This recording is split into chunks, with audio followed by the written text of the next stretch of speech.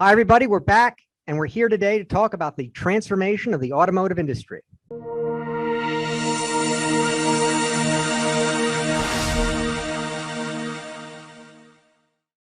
Hi, everybody. I'm here today with Bob Lawhorn.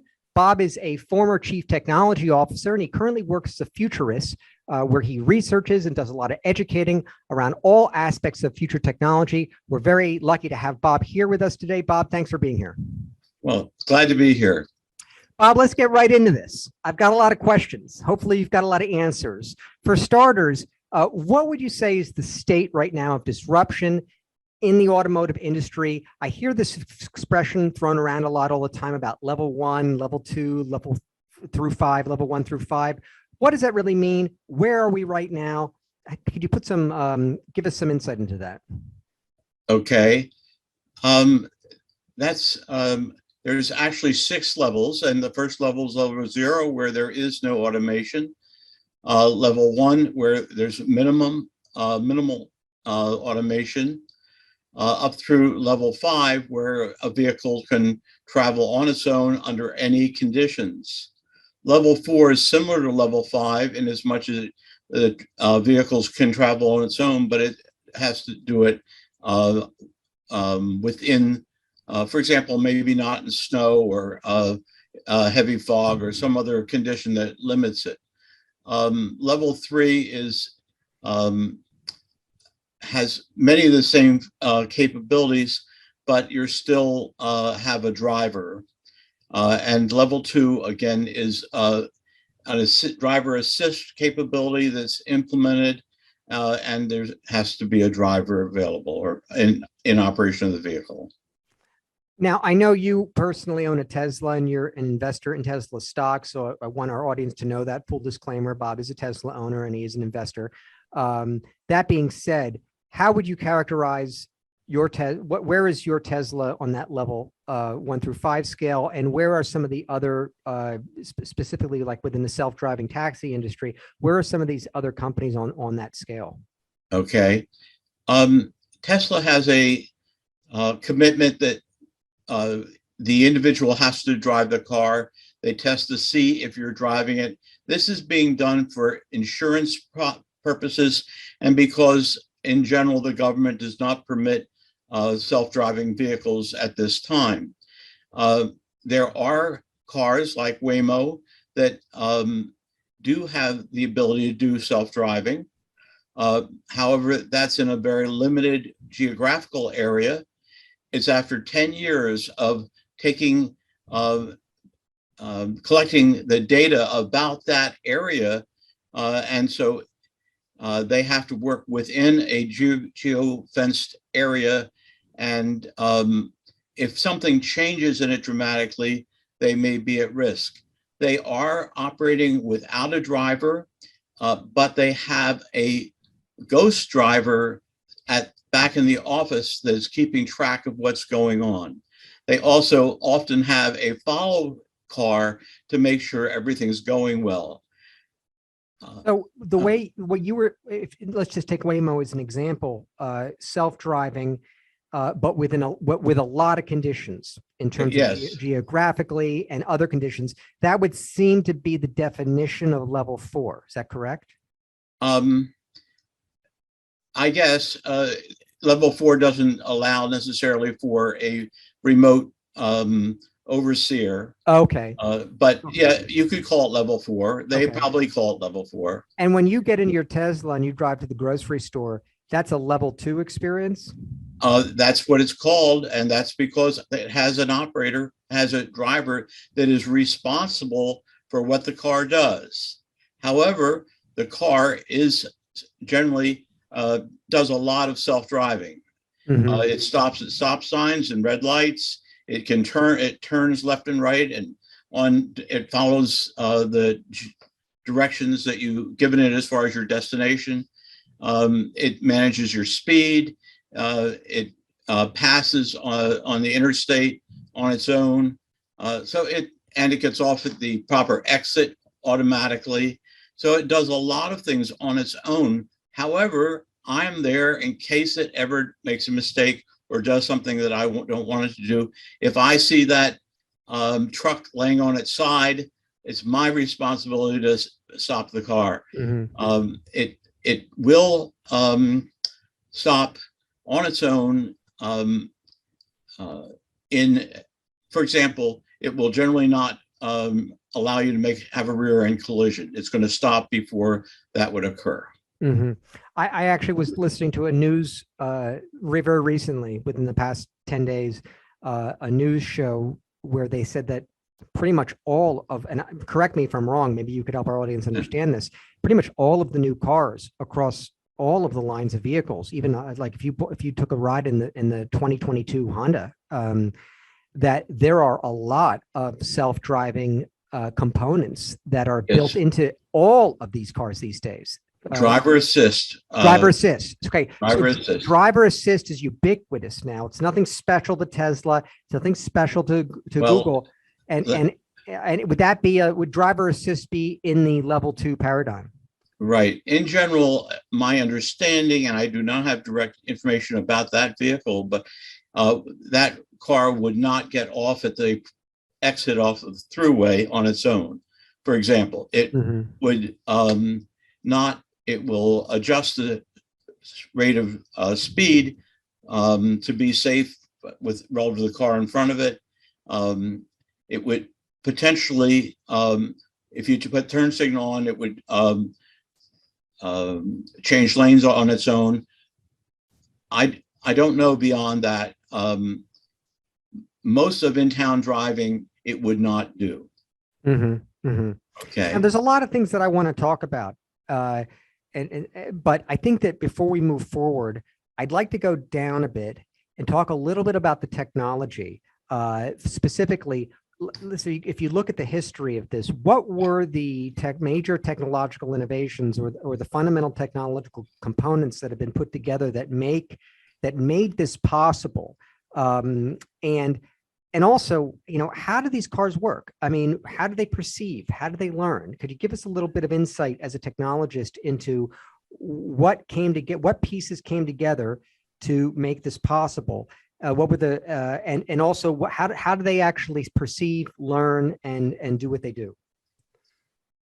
The technology includes batteries, sensors or cameras, computer hardware and software. In fact, they refer to the Tesla as computer on wheels. It does vehicle management, battery management. It provides wireless over-the-air updates, and periodically, probably every 2 weeks, I expect to get an update sort of randomly. Today I got an update because I had opened a problem with a car, and they diagnosed the problem and sent me an update, and within a few minutes the problem is resolved. And that's one of the special things that Tesla does that almost no one else does. When one of the big three automakers tried to implement that same kind of capability, the dealers got up in arms and said, no, maintenance of the car is our responsibility.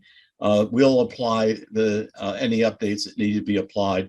We'll have the people come into the dealership and have these applied. Moving on to your question, they have detailed data collection and analysis of every mile that we drive. They exclude things that they've seen before, but add things that they haven't seen before into the edge cases that they use for testing and verifying that the software is working properly. That's all done with artificial intelligence, automated learning. The car is clearly robotic. It has voice recognition. It knows who's in the car. You tell it the name of the driver. You select the name of the driver from the screen, and it adjusts everything to the way you want the car set up. It has touch screen control. It has a lot of entertainment capability, which I have very little value. I find of little value, but if someone is sitting in the car for a long period of time, there are all kinds of games and so forth that can be used. Now, why would you implement that kind of capability in an automobile at this point? The answer is that if you get to self-driving, what are the people going to do that are in the car? They need to be entertained.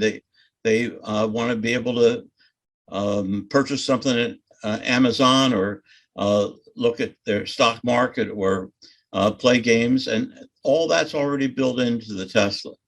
So that's some of the things that are going on. Any questions about that? Yeah, well, you mentioned batteries, sensors, cameras, hardware, software. I mean, it doesn't seem, it seems like we could have put these things together a long time ago. But from the one thing that you said that seems to be the critical success factor is the AI. And so I think it's fair to say that these vehicles are, correct me if I'm wrong, are a direct outgrowth of the progress that we have made in artificial intelligence and machine learning over the past couple of decades, because that does seem to be what is allowing these vehicles to perceive, to gather data, to learn. That seems to be at the root of what makes this possible. Is that fair to say? That's certainly fair to say, but it's also important for you to realize that miles driven of history, of experience in the car that's being captured in order to test the AI solutions is also a component that is extremely important.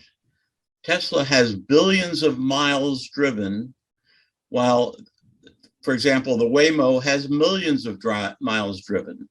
And Waymo has to pay someone to drive all those miles, and Tesla gets that benefit from all the people that are driving the car for their own purpose. Mm-hmm. So there's lots of small issues around this that take AI from being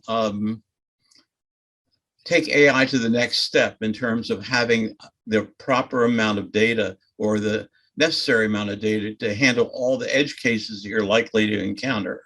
Mm-hmm. Now, these vehicles, you said, are computers on wheels. But they also are sharing in the aggregate knowledge that is being collected by all of the vehicles. That's their sharing in the benefit of the collection of all that data, and that data then is being processed through AI, and the benefit occurs with the downloads that often increase the mileage, or increase the safety capability, or add new features to the automobile. Mm-hmm. One thing that's really unusual is that the value of my car, or any Tesla, is greater now than it was when I bought it, because it has a lot more capability. And every week, every 2 weeks, that capability level increases. Sometimes it's just a tiny change, and sometimes it's several major changes. So from an accounting perspective, if you had a Tesla for the company business, would you be able to depreciate the vehicle? I don't know why not. That's an interesting question. Well, because you're saying it goes up in value. Most people depreciate things like vehicles. That's an interesting problem. I think the IRS hasn't caught up with that problem yet. Well, that brings us, I don't want to yet. That's a whole nother subject for us to discuss, which is regulatory, legal, insurance issues that are ahead. Fortunately, the technology always leads, and that's a good thing. We don't, and regulation has to play catch up. But I have a couple of other questions about before you go to your other questions, let me just make one other point. I believe that at this point, I could sell my car for more than what I paid for it. So it has not depreciated. Right. And I think that it's important to realize, and that's really a statement about the market situation as much as anything else, because the demand is so much greater than the supply. Mm-hmm. You were going to say, and I interrupted you. Go ahead. No, that's a good point. I'm glad you made that point. But getting back to the technology again, Is it fair to say, I know in my very unsophisticated initial perspective on self-driving vehicles was that they were going to rely on, car-to-car communication, Internet of Things, they'd be communicating with each other. I'm assuming that's dead. No, it's not. It's not dead at all. No, it's not. The problems are that there are so many cars that don't have, that aren't contemporary and would not have that capability. But where there's something called V to X, and V to V would be vehicle to vehicle communication.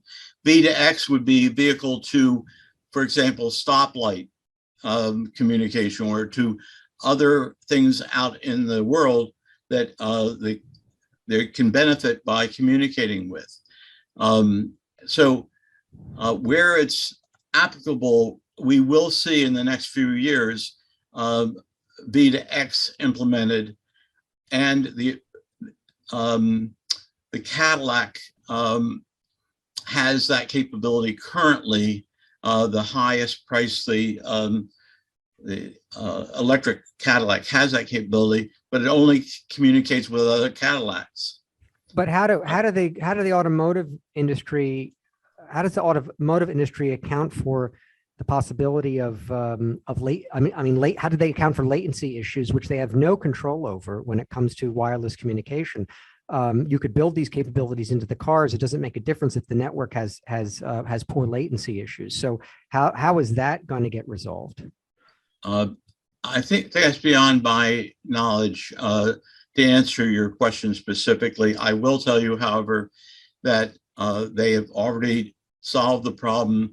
If the car is coming towards you, they have to be able to respond at a certain rate. If you're following a car, you have much more time to communicate.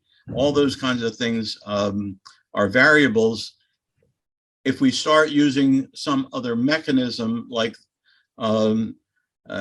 satellites or something, then you're going to have a more consistent level of response time. But right now, it seems that what they're trying to do is stay in a small area, have a signal that doesn't go out of beyond a small area, the area at which it would be meaningful for two vehicles or an vehicle and an object to communicate.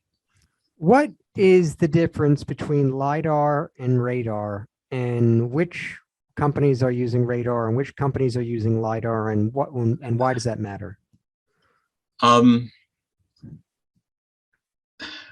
LiDAR is light that's reflecting and being captured.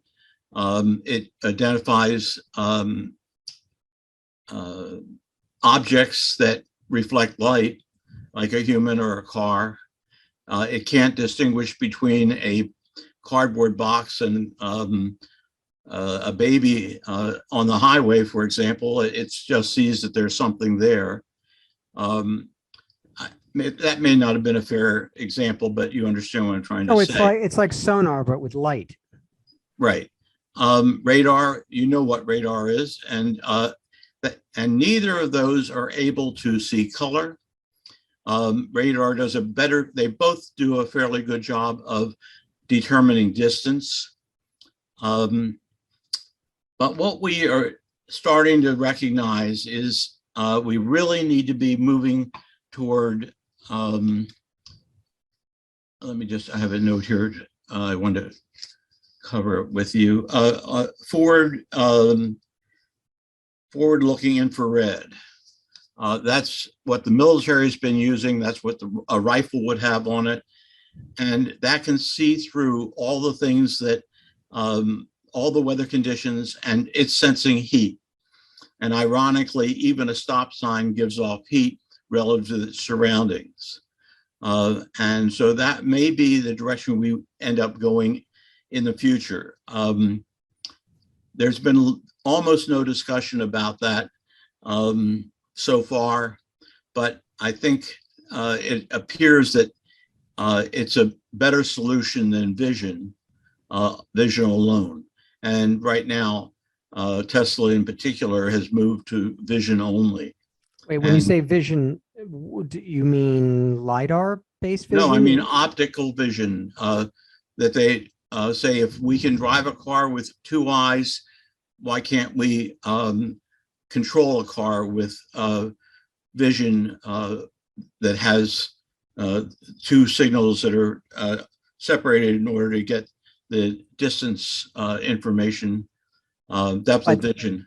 Go ahead. but when you talk, but that is those two eyes are you're talking about two LiDAR devices. No, sir. I'm talking about two cameras, just plain cameras, Just plain cameras. just plain cameras. Because right now, your eyes are not LiDAR, they're not radar, they're not sonar, they're just plain cameras. This would work. This would work in conjunction with the LiDAR or in conjunction with the radar. It might, but the problem is when there's a discrepancy between two data sources, which one do you believe? So there's a risk in using two different technologies for vision because of that. There's the need to resolve discrepancies among the various sensors in order to determine what the truth is. And that is beyond the capability of the present AI kinds of capabilities. AI says, well, which one is it? I can deal with either one. Just tell me which one it is. And right now that creates more problems than it provides answers. I'm going to jump to another area of discussion because you've got me intrigued by this. So my understanding of deep learning in general, which is basically just machine learning, but with neural nets, is that to continually get better and better and better, which is what we need for this vehicle transformation to really win. We need the learning to increasingly get better and better and better and better, and to resolve more and more of these edge cases and to reduce accidents and incidents and whatnot. But that what the AI requires is large data sets and large amounts of computing power. And that if you've got these machine learning models or these neural networks that are imposed on large data sets with enormous computing power, that you can make a lot of progress. Now that sort of suggests that China, if they are working on this technology as well, is going to progress much faster than us, just on the basis of the fact that they have over 1 billion people. They've got more people driving. They have the ability to collect more data. And they're also, as far as we are, if not further than we are in terms of the computing power. So what are your thoughts about China relative to the United States, this state of things now and the state of things maybe perhaps in 10 years? Well, I think you're absolutely right in what you're saying about, in general, about what China's capable of. Right now, I don't know the number, but very few of the cars collect data and send it back nightly or whatever, like Tesla does. So their collection of data is a challenge. They had, last year, they had 600 different companies making electric cars. China did. China has 600 different companies. And they've been directed to get it down to 150, but 150 different companies all collecting different data in a different format is not going to lead them to where they need to be. So there's no doubt in my mind that they will solve that and they will move forward rapidly. However, I do see China as being the next Japan in terms of US auto purchases. And that takes us way off to the subject you're talking about, but it is saying that China is building fine electric cars and will be moving over time to a more consistent set of rules for data collection and that sort of thing. But the electric car in and of itself doesn't need to have over-the-air updates like the Tesla does to be a great electric car. Is that you said there are about 600 companies making electric vehicles or making, is there a Chinese Tesla? Um, Something comparable? Tesla is the second most popular car in China. Okay, so it's the other way The around. most popular electric car in China costs $5,000, and it barely fits two people, but obviously it's affordable. And Tesla is the next, is right behind that in terms of the popular electric vehicles. But like BYD is one of the big Chinese manufacturers. They will probably succeed. They probably will move more rapidly than most of the rest of the herd. Currently, they have electric bus manufacturing capability in Lancaster, California. They just got an order on the 28th of February for 200 electric trucks that are going to go to Sweden, be manufactured in California. And the Swedish company wants to put their own self-driving capability on those cabs. They call them day cabs because they don't have sleeping quarters and so forth. But in any case, 200 vehicles over a 1 year period starting 1st of March this year. And they manufacture ICE cars, internal combustion engine cars. Let me say they being BYD, but they're a leader there in electric cars. Back to the technology now, and this is somewhat related to China. You'll see Go ahead. You'll see my logic. So, how dependent are these cars on advanced chips and advanced what? Advanced chips, advanced semiconductors, advanced chips, and how is the industry dealing with the supply chain constraints with advanced chips right now? How does Tesla deal with that? And let's just start there. First, from a technical perspective, how dependent are these cars on advanced chips and continual development of more and more advanced chips, and supply chain constraints related to that? And how does Tesla handle chips themselves? Okay. The electric cars generally use more chips than ICE cars, internal combustion engine cars.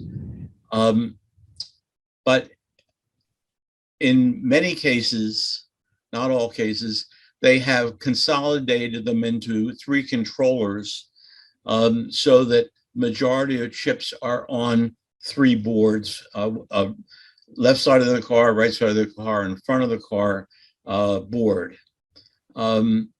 There are chips in headlights, there are chips in brakes, there are chips all over the place, but they're all feeding back into one of 3 controllers in some of the cars. Other cars do not have that concept of a centralized control, and therefore they don't have the ability to upload or to download updates to the chips. And that's a really important capability, because that if you can't do that, that means you probably have to change out that controller. Well, when you say other cars lack that, do you mean ICE cars, or do you mean some electric cars? Most ICE cars and some electric cars lack that capability. Right.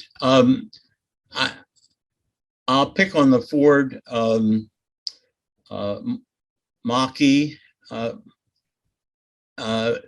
When you open it up, you find out that it has, I'm going to pick a number here, 8 or 9 boxes on the front firewall, all connected by different connectors, many of which are supplied by different vendors, some of which came off the shelf at Ford, and weren't really designed to be in that situation.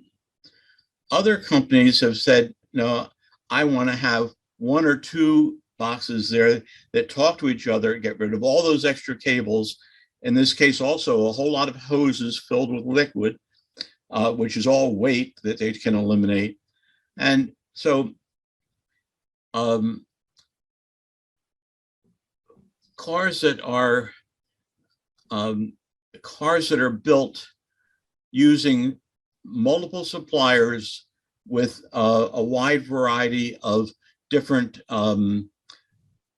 cable connections and that sort of thing just create a level of it creates an opportunity for a lot of failure points.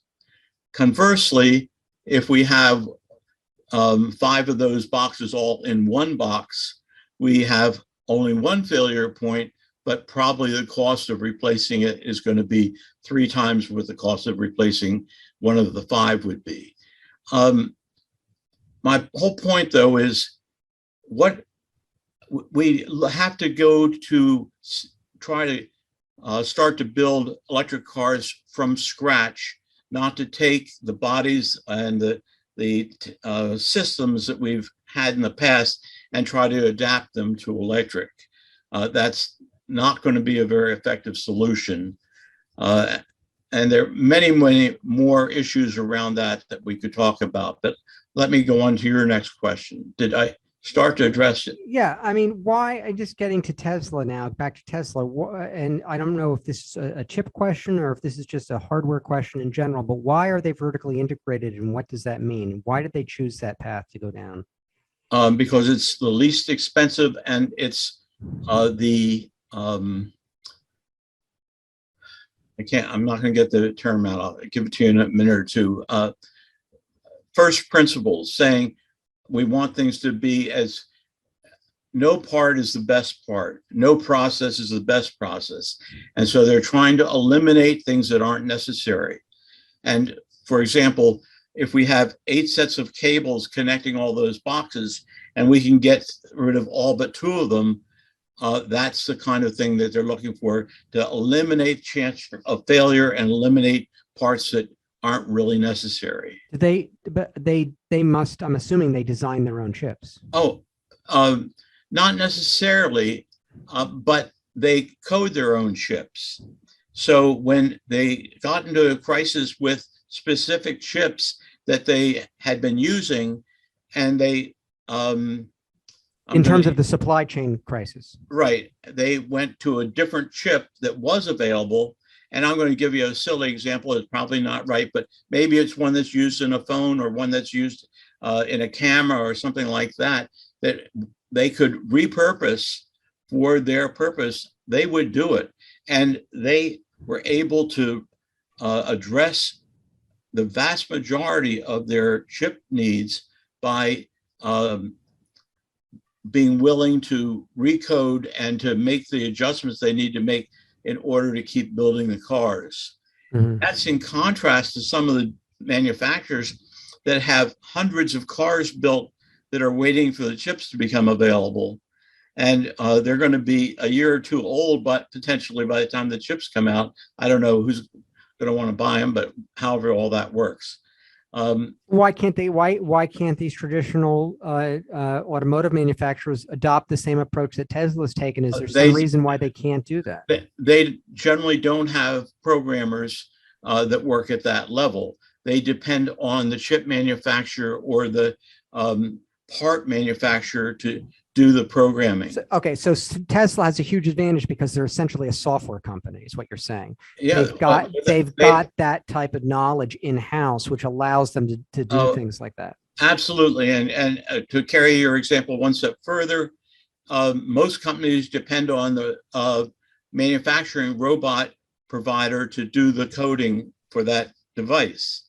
Tesla does all its own coding. So if it needs to make a change overnight, it tells the guys, work all night, here's the change we want, and the next day the change is made. One other thing I'll bring up about Tesla that I find particularly interesting is they make, on the average, 20 changes a week. to their cars. They have 4 different cars that they're manufacturing. All the changes aren't in every car, but they make 20 significant changes a week to improve their vehicles. Mhm. And in contrast is saying that here I know this is a big change I'd like to make to my car. I have to send it to the change board and get their approval because I want it to be in next year's model. That's what's different, the ability to be agile. And so when they look at a VIN number, they have to look up how it was built, what was included in that VIN, because the 2 VIN numbers later could easily be different. Mhm. You don't happen to know, it's okay if you don't know the answer to this, but do you know where they are getting their chips manufactured? And because, I mean, as you know, we don't want to stray too far into politics, but Taiwan is currently a major flashpoint. Any day, we are, told that China could take aggressive action vis-a-vis Taiwan. And I think something along the lines of 80% of the world's advanced chips are manufactured in Taiwan. Do you know anything about the dependency that Tesla has on Taiwan Semiconductor, or if they are making efforts to be more diversified in terms of who's manufacturing their chips?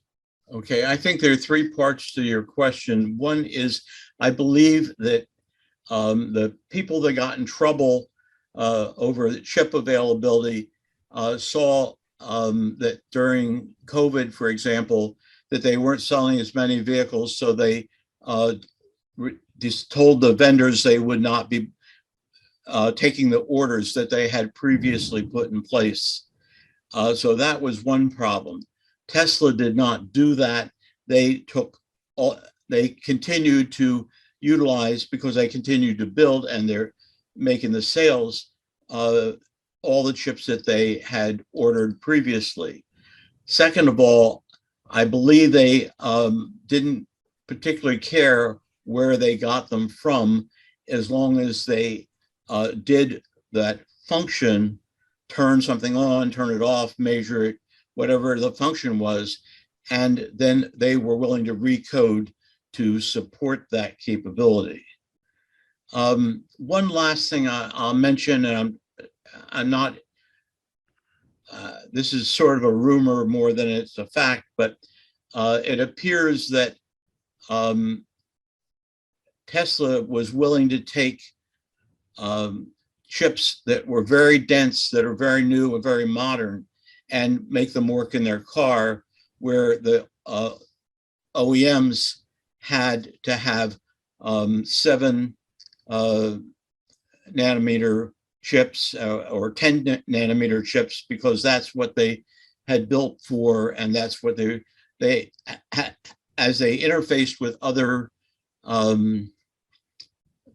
components within the car, they couldn't make the adjustments that would be necessary. So it hit them a whole lot harder because they weren't nearly as flexible. It hit the OEMs a lot harder. That's correct, yes. Mm-hmm. So what's the secret to Tesla's flexibility and success? I mean, what are they doing right that nobody else is doing? Well, they're a computer company. They're not an assembler. Mm-hmm.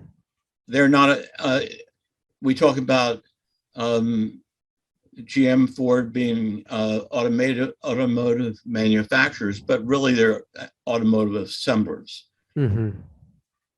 All right, it's a very important insight into why Tesla's successful. That's a very important insight. So regarding the future, we talked a little about level 1 through 5. Level 5 presumably is full on self-driving, no conditions, no human involvement. Right. Full on. How long is it going to take for us to get there in your estimation? By the end of the year, they'll be there. And I can tell you that as a fact because I've heard it from Elon the last 5 years. That's a joke. That's a joke. Yes. I'm starting to become close to being a believer that we may make it this year, but I also think that it may take a couple more years. I'm not sure. I heard But, somebody on the news the other day say, about a week ago, say 2050. Well, you'll hear other people that are equally ignorant saying all kinds of other years. Pick a year. Your chances of being right are pretty darn good.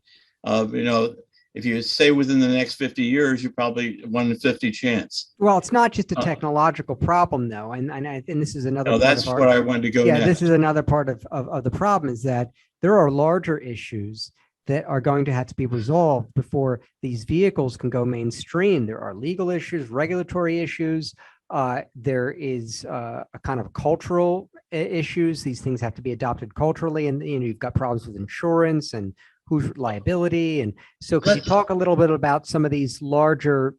Let's talk problems about the larger issues. But before we do, let's take a minute or two and talk about what's going to happen in the next 4 or 5 years. Okay. What I think we're going to see is the inability of U.S. To manufacture enough vehicles to meet demand. Tesla's demand doubled when the gas prices first went up. So what's that, 3 weeks ago, whatever it was? And those are $250 non-refundable orders that people put in place. The duration, the wait time to get a vehicle, in some cases is out into 2023 from Tesla, and from other companies out to 2025. We are going to be hard pressed to meet the demand. What is the demand? Where does the demand come from? The demand occurs when the value and the cost are 10 times more on the new product than it was for the old product. It takes a 10-to-1 difference in value and cost or price, whatever you want to look at it, to get people to say, I'm going to make that change. We are there at this point, though Tesla recently just raised all the prices $2,000 or $3,000 per car because the demand is so great. But there's no other manufacturer out there that's anywhere near ready to provide the volume that are necessary. So as we get this very high level of demand, that the gas prices and other attributes of are like the president saying we're going to go electric and other people pressing in that direction. As that demand increases, something's going to have to fill it. And it's pretty clear that it's going to be China, because we don't have any manufacturers that have the capability to meet these needs in the next 3 to 5 years. They have to build factories, they have to train people, they have to have a period of time to get the products, the bugs out of the products and get them to market. We're looking at a fairly long period of time. And China has the capability to produce a vehicle at the same quality level? No, at better quality level. At better quality level, and they can produce more of them than Tesla? Yes. Right now, at this moment, or in 3 years? They have the ability to produce them in volume, and they're selling them in volume within China. Wow. But they will be moving. Who said to attack where the enemy is not? Not sure. What? I'm not sure. Okay, well, that's what they will do. They will attack where the enemy is not. Currently, for example, they are, as I said, in Lancaster, California, BYD is manufacturing buses, electric buses that we haven't had companies that had any interest in doing that in the US. Mm-hmm. So they're already starting to get into the market. Wow. I did not know that. That is a real irony. Okay, Yeah. now let's go one step further. We have the problem now of allowing autonomous vehicles to drive on the road by themselves. Why would we allow it? And the answer is because they are dramatically safer. They will be at least 10 times safer than a human driver. Now, the question arises, well, how safe is safe enough? And when studies have been done by think tanks, and what they recognized was that if we start allowing autonomous cars that are 10 times safer than a human, we're going to save many more lives and billions of dollars in accident costs versus waiting till they're 99 times better. And so other questions that arise are insurance. Who's responsible when an accident occurs with an autonomous vehicle?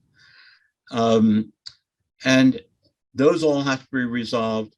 The federal government and the state governments have to come up with solutions as far as what's allowable in terms of at what criteria are they going to use for determining whether a vehicle is safe enough. That all has to be resolved, as you said. The impact of all these things are just enormous. Whether right off the bat, insurance is going to change, health, the number of injuries are going to be dramatically reduced. We can see that parking will become more available as we get to robo-taxis, the next step up from just autonomous. But even just self-driving vehicles don't need to park at the expensive lot. They can park out of town if that would be an advisable thing to do. They're just, the list of implications are, I could easily give you 4 or 5 pages of things that are going to be impacted. Let me just give you one example that always strikes me. When I drive in city streets and I see the cars parked all along the street, I'm thinking, how long is it going to take before those cars are replaced by autonomous cars that will not have to, that can be called when you need them, and all those lanes open up, and the safety improvements of people walking across the street from between cars or children or whatever it would be dramatically changes. And it doesn't seem like there's going to be any economic justification for owning a car if everything can be everything can be rented as a service. Right, and that's where we're headed, and that's why, as I said about the Chinese coming in, what's going to be interesting is if we can create the fleets. If we can create the fleet vehicles that are explicitly designed for that purpose, those are going to last for 1 million miles. And so the number of vehicles that have to be purchased annually will not be anywhere near as great once we get that first group of them vehicles built. Those are going to occur starting, the implementation will happen from the most densely packed urban areas to the suburban areas out to the semi-rural areas, but probably never to the real rural areas. So we're going to see the maintenance of privately owned vehicles likely in North Dakota, South Dakota, et cetera. So that's another thing we have to be looking toward. Mm-hmm. Just as a way of closing up the discussion, I'm wondering if you have any thoughts about how this technology might bleed into other areas or fields, non-automotive use cases, for instance, over the next decade or so. Where do you see that happening now? Where do you see that might be going? Okay. In the next 2 weeks, well, let me just make a couple other comments before I answer your question. Okay. Next week, the Tesla facility in Berlin will start shipping cars. The following week, the new Tesla facility in Austin, Texas will start shipping cars. They're both capable of doing 1 million cars a year, probably next year. Now, what was your question? Yes. Okay. My question has to do with non-automotive use cases I for this understand. technology. I got it. I apologize. So the other thing that's going to happen in the next 2 to 3 weeks is Elon Musk is going to talk about the third focus of their company. Every 10 years or so, he has published what they're going to accomplish over the next period. His number one area will be AI, and the second will be robotics. And those robots will be utilizing the technologies that are currently have been built to recognize curbs, to recognize cars, to recognize children, to recognize all the things that are out in the world. And they will be able to apply this knowledge, these logic packages to robotic humanoids. Got it. Like the three-dimensional Boston Dynamics type robots. No, much more humanoid. Okay, human-like, very human-like. Very human-like. The secondary or tertiary reason he's doing that is because he wants to send these robots to Mars to build all the facilities that are necessary for the humans. Mm-hmm. But his focus has moved from where it has been to these humanoid robots. He believes that we're going to have a shortage of labor over the next several years, and that is going to be the biggest market that he can possibly address. And so that's going to be a major focus. It will use vision. It will use speech recognition. It will use, it will have extremely long life batteries, rechargeable batteries. It will have AI code in it. It'll probably do some of its own learning, and it will be directed from over-the-air downloads. So that it will take many of these capabilities and repackage them into these kinds of devices. There are almost no industries that can't or won't benefit by from these new technologies, and that's what's causing so much disruption this decade, is the fact that we have so many technologies that are emerging concurrently, and we're going to see disruptions that you can't imagine. They are going to be so substantial and displacing, well, let's just, for example, truck drivers. That'll be one of the areas. It may take 10 years to displace them, and there are a lot of them that tend to be in their 50s and 60s already. So, but we're going to see all new jobs. There's no way to anticipate how to get educated except to get as many different capabilities under your belt as possible as you go through school.